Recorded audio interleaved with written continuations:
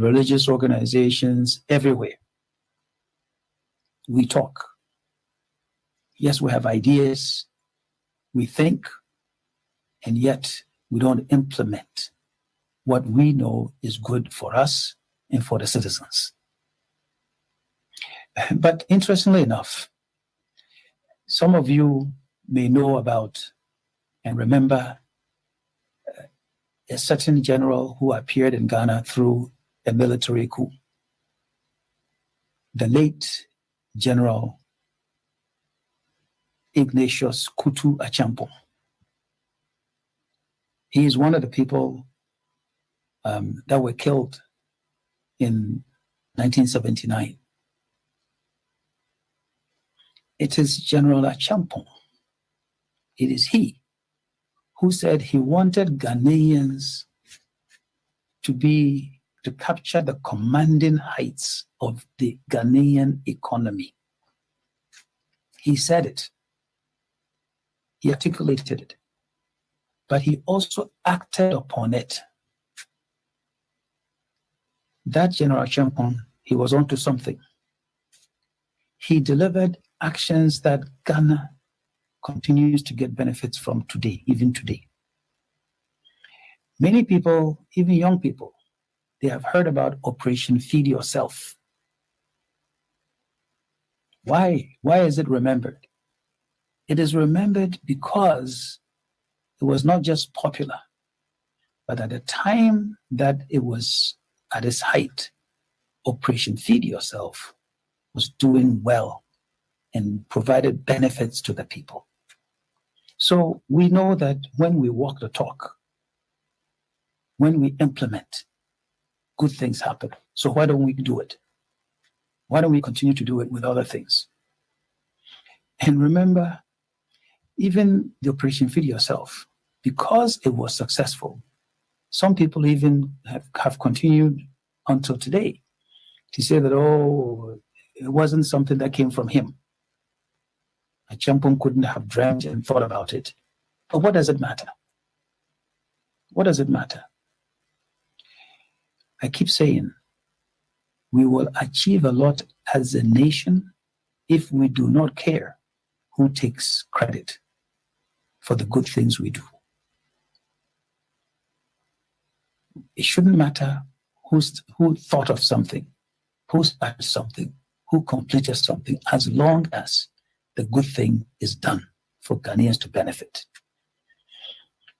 So let me get to, I don't want to be one of the ones who becomes an expert in the problems and talks about problems, and doesn't offer solutions.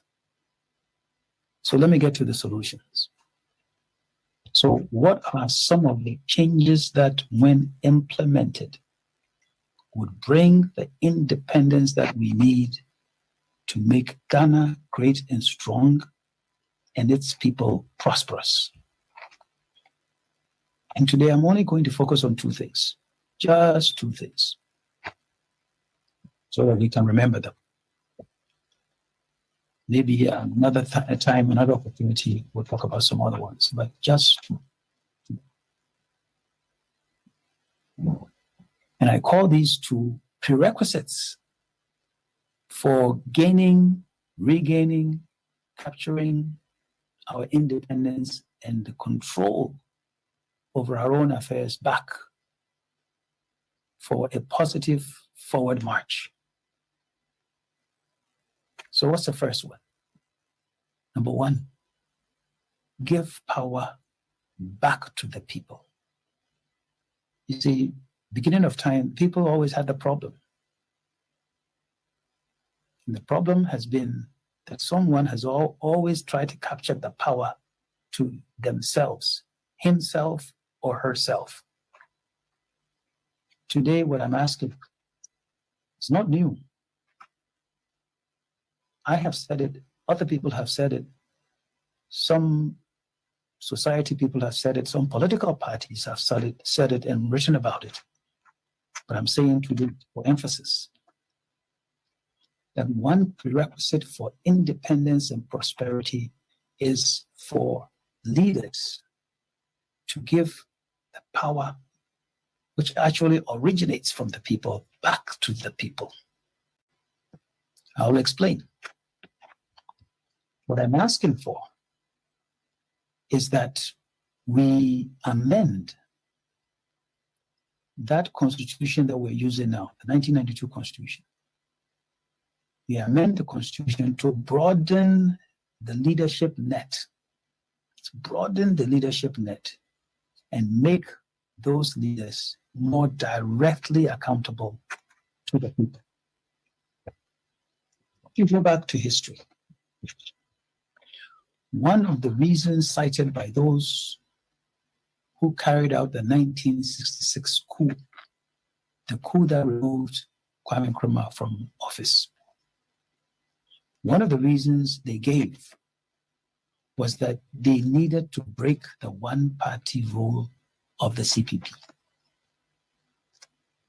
But they said without breaking the one-party rule, some of them would never get to public office, would never become MPs, would never become presidents, would not have any power, state power, public power, would not amount to much. So they claimed they needed to carry out the 1966 coup. Now what have we done? What have we done? What we have now done is we've gone around and around and around, and we have replaced this one-party rule with one person in charge to a one-person rule, one president, one person rule under this 1992 constitution, under this present constitution, the one we are running now. So now, instead of the one-party state, we have one person, the President of the Republic of Ghana, who has more powers than most presidents in the world, including the President of the USA. So, as Ghanaians say, did we go or did we come? We've replaced one thing with another. And what is in place now is not helping us. So we must remove it. We must change it. And how do we change it? This one person, the president, doesn't matter the name of the president, whether it's Rawlings, Akufo-Addo, Mahama, Mills, whoever it is, even Indo, whoever the president is, that one person, he alone appoints 1/3 of all members of all metropolitan, municipal, and district assemblies, all chief executives, regional ministers, ministers of state, and thousands of people who lead ministries, departments, agencies, and state enterprises. The president's ministers, they sit in parliament and influence its work and decisions. This system, it doesn't work. It's one person. This one human being does not have supernatural powers to know all and be all to everyone in the country. So no matter which town or city or village you go to, everybody is looking to the father in Accra. If we need a gutter, let the father come. If we need a road, let the father come. If we need electricity, the father must come. If we need education, we pray and cry to the same father. If we want healthcare, it goes to him alone. And in the same way, any money who comes, the money that comes, it is in the hands of that father. And he decides who to share it with, who to give it to. What if you are not in favor with the father? It means if you don't take care, you will not eat. You won't have a place to sleep. You won't have a job. You won't amount to anything for all of your life, or at least while that person is in power. That is no way to run any country.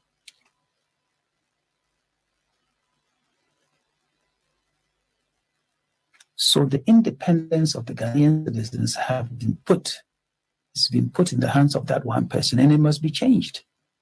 It must be changed so that the people elect their own chief executives and all assembly members directly by voting for them and by decentralizing the fiscal regime so that we share the national cake, so to speak. So every district, metropolitan municipality gets their share, and their leaders decide what their priorities are and what they do with it. We vote for them. So if we don't like what they have done for us, we change them. We vote them and somebody else should come. I know because I served as an elected assembly member in Akotobinsin in Elmina. I was a member of parliament. I was a minister of state. So I know that the system that we are using now, it doesn't work and will not deliver the development and independence of thought needed for Ghanaians to gain control over their destiny. So why has this change not happened?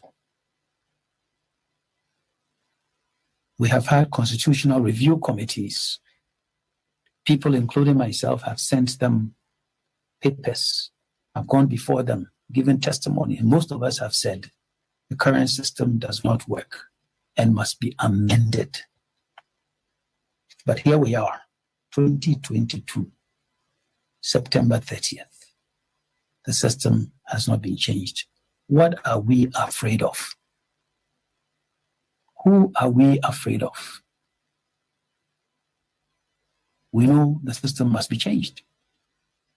Are we afraid that if the system changes, the people will get wiser? The people will know what to do? They won't like us any longer? Why? So I'm saying our independence, it relies on changing this constitution that is sitting there, that has exchanged one thing we said we didn't like for another thing that we don't like today because it is not serving our interests. I hope that everybody is understanding what I'm saying here. I hope you understand what I'm saying. And my experience in the private and public sectors worldwide tells me that if we do not amend this constitution, no matter what amount of financial engineering or restructuring we do, we will not gain control of our destiny as Ghanaians. And it wouldn't matter who is president or which political party, whether it is PPP, MPP, CPP, PNC, NDC that is in power. It won't matter. As long as the same system is there, we will go around and around and around and do a seesaw, go, come. We go 10 yards forward, we come back 10 yards. Sometimes we even go back 20 yards. So that system, it must change. So that's my change recommendation number one. And again, let me ask, does everybody understand the point that I've been trying to make?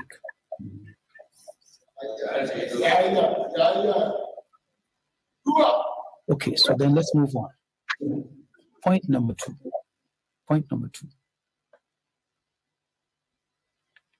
is to put Ghanaians in control of the economy. It sounds easy to say. Let me say it again. Point number two, it's a prerequisite. Put Ghanaians in control of the economy. And you would think that this should not be a difficult thing for anybody to do.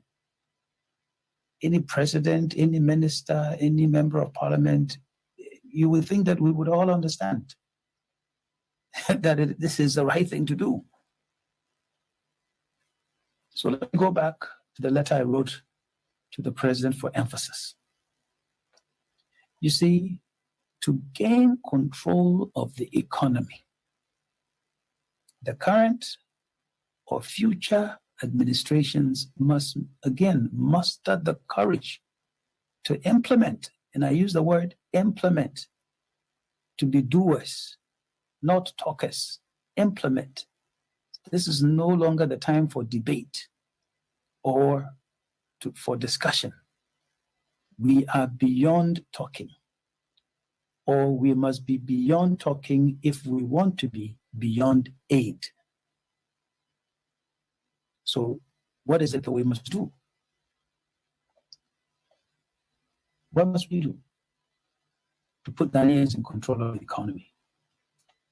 I'll just list a few things. The first one, take firm steps to ensure indigenous Ghanaian control. And when I say control, I mean ownership, not just management or caretakers.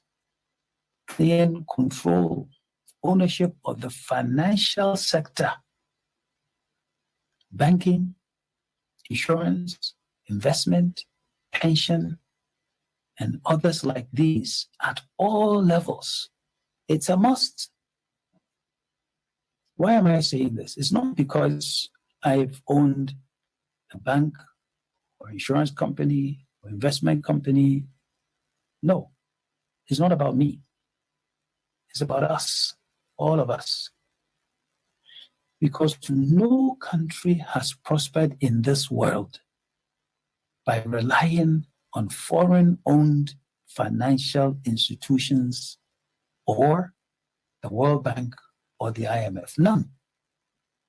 None. If you like, go and check. Not China, not South Korea, not America, not France, not Germany, not Sweden, not Ethiopia, not South Africa, not Britain. None of them. None of them. But we in the so-called developing world, especially in many parts of Africa, you open the book, you will see that the significant financial institutions, they are foreign-owned. And many are still making the decisions that will give more control to the foreigners against the indigenous people, as if the foreigners will come and spend the money to develop our country. Gaining control of the commanding heights of the economy, it starts from Ghana, it starts from indigenous people. And that is why Kwame Nkrumah, that is why, to his credit, he made sure that Ghana Commercial Bank, Agricultural Development Bank, and other state-owned institutions were promoted and encouraged to support the indigenous enterprise. That's why.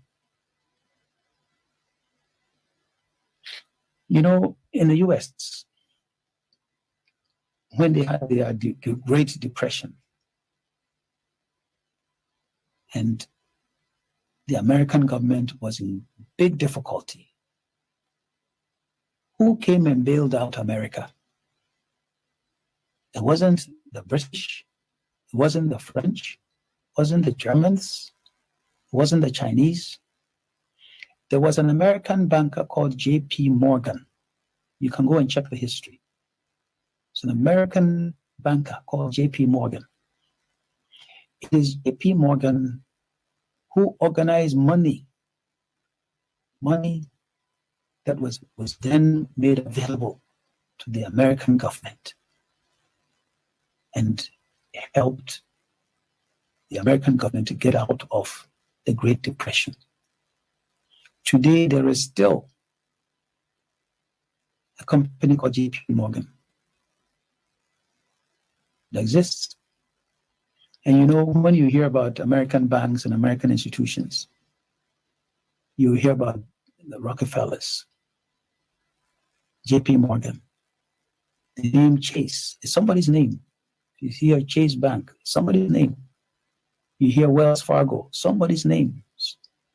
And so on and so forth. In Ghana, they will hear NDUOM something, and they say, one man, why? It's a Ghanaian. He's a citizen. And it's that citizen who will spend his money in the country. And can you imagine that instead of the government of Ghana running to the IMF or World Bank, can you imagine what Ghanaian citizens would do if they were in control of this economy and the financial institutions?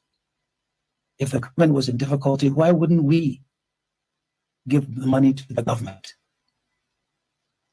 Why wouldn't we do it? So I'm saying, you give the financial sector to foreigners, you will go and beg. And then they'll tell you what to do so that you can come back and beg some more another time. So putting indigenous Ghanaians in control of the financial sector is a must. And in addition, industry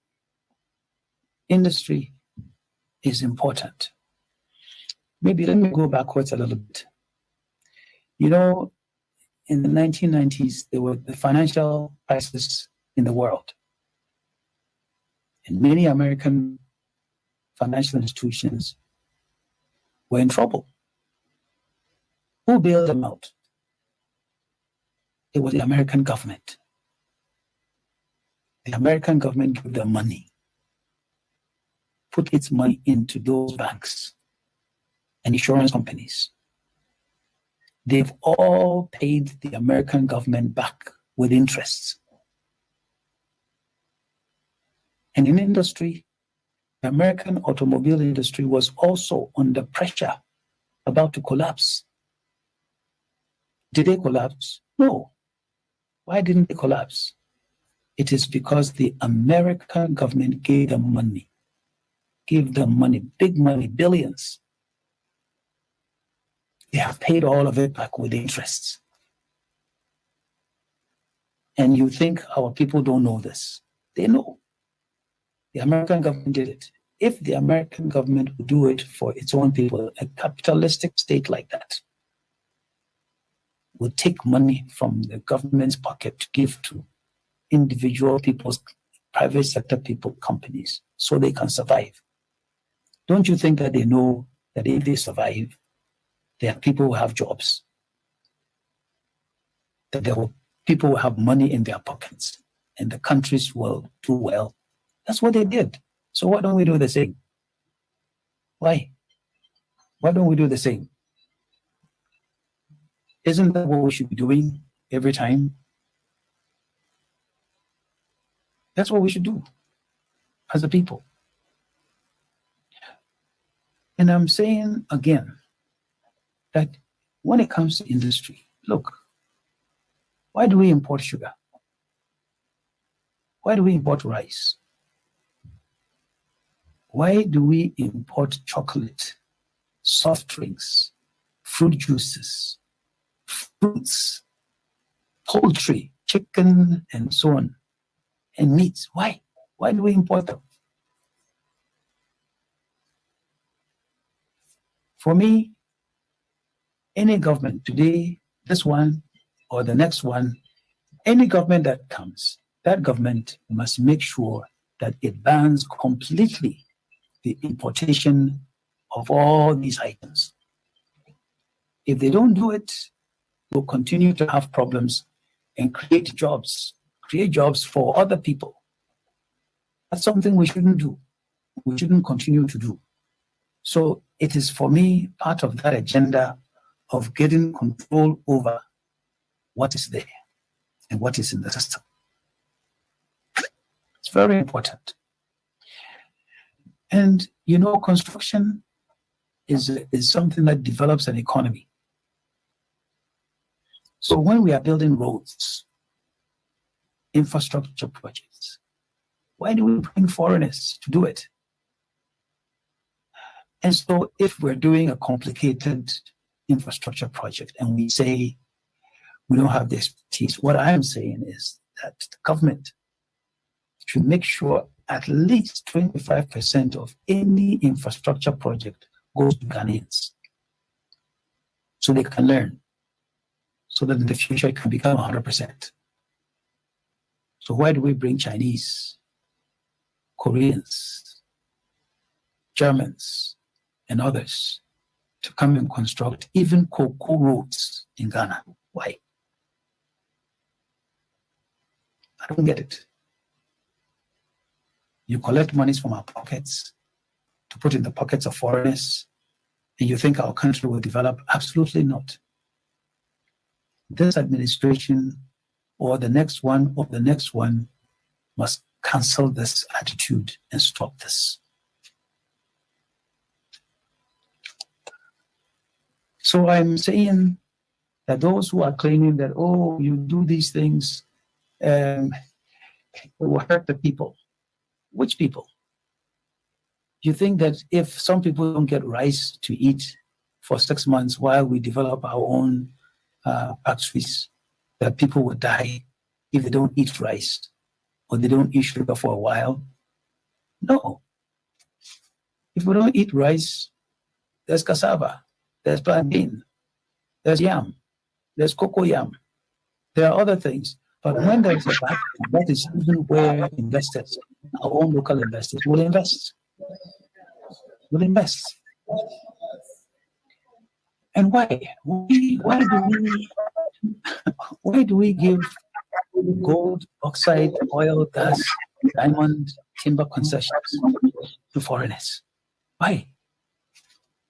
God-given resources like that, we give it to them.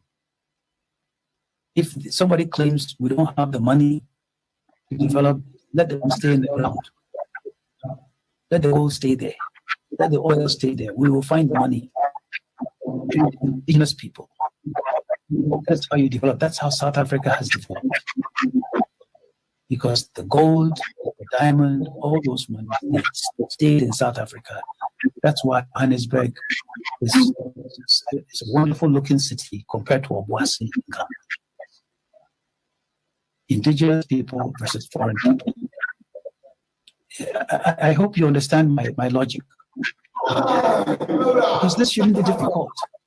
Why can't some leader rise one day and say, enough, enough, we do it ourselves. If we have to suffer for a couple of years, let's suffer. We are suffering already. But then we will gain. We'll gain. We will suffer, but we will gain.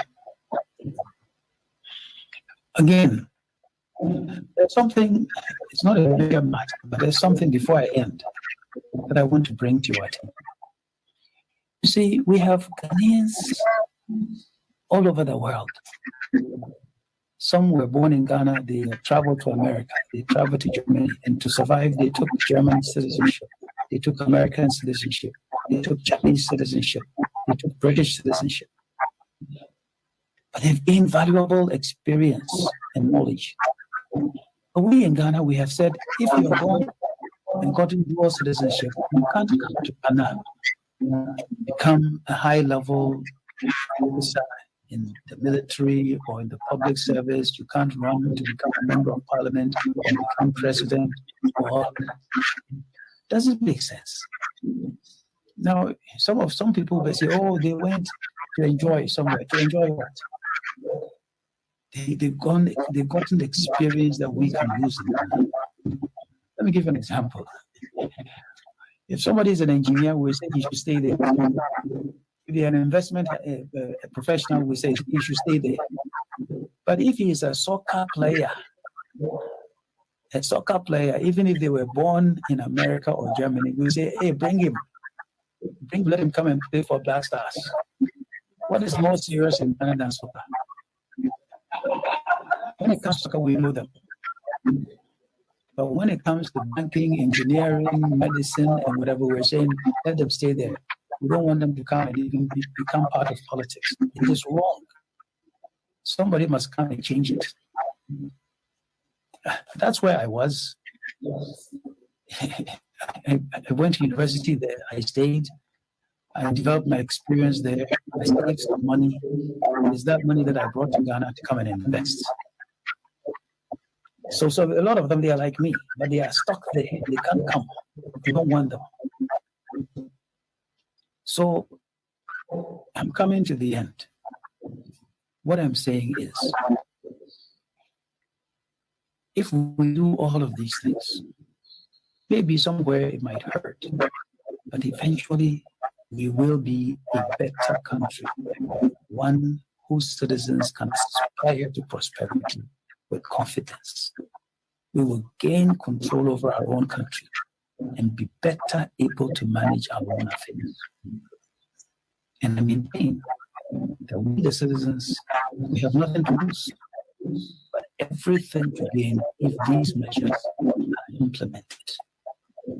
My challenge to you is, you should also join me. Let's join hands, no matter which political party we belong to, which religious organization we belong to, where we were born in Ghana. Let's join and promote this agenda. I only brought you two things. Let's control. Let's put power back in the hands of the people. Let's put our own people, indigenous governments, the commanding heights in charge of the Ghanaian economy. I am saying I am ready to join any national or international campaign to promote the adoption and implementation of this change agenda. So if you have joined me today in a minute to listen to this short lecture, I thank you for it. If you've been listening, watching on Ghana Web, I thank you. If you're listening through ATV, One TV, GN in the UK, on my Facebook, anywhere, I appreciate your spending your time to listen. As I said at the beginning, what I was about to talk about, to insult anyone, is not to condemn anyone, it's not to throw mud, but to raise our awareness that a lot can be achieved if we do not care who takes the credit, and that we must put the Ghanaian at the center of everything. Is this something wrong? Is this something difficult to understand? Is this something that we cannot do? Shouldn't we push our leaders to do this? And finally, let me thank the Progressive People's Party people that I chose to do this the day before the 10th anniversary celebration. But I chose to do it because it will get some attention. This is the first time I'm speaking publicly in about 3 years. And so I want you to continue to join with other people to promote this. Because I know PPP people, they know and understand this. They would like to get this thing done. So go out there and get other people to understand this. NPP people, PNC people, NDC people, let us all join and decide that this is the right thing to do. So I thank you very much, and God bless you for listening to me.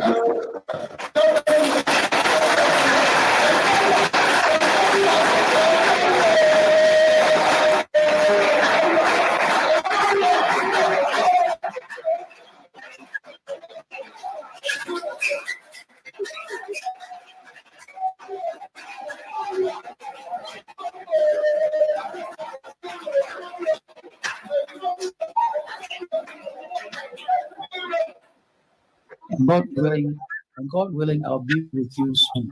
Very, very soon.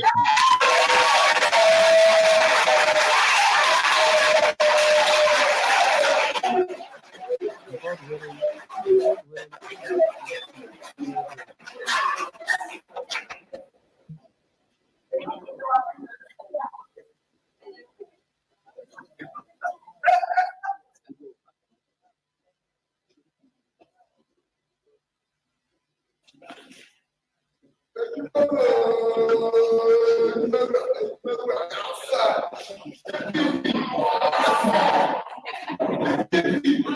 are listening to GN Radio UK.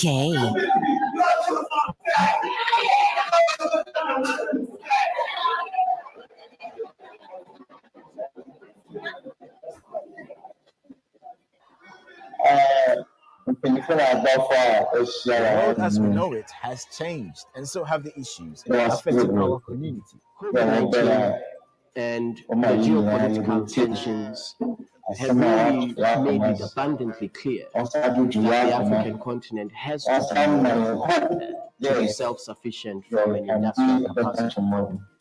Join me, Joseph War, on GN Breakfast Show as we look at issues affecting us here in the UK, with a close eye on trending stories across the world. When we invest from the UK into infrastructure in African countries, that it is absolutely transparent. With a focus on Ghana's social and political issues. I mean, it's not about you thinking about, your money, the Sikadiabasa is not what our authorities should be thinking about, or officials, but rather they should think about the nation. The Breakfast Show with John Sewa. Monday to Wednesday from 8 a.m. on GN Radio.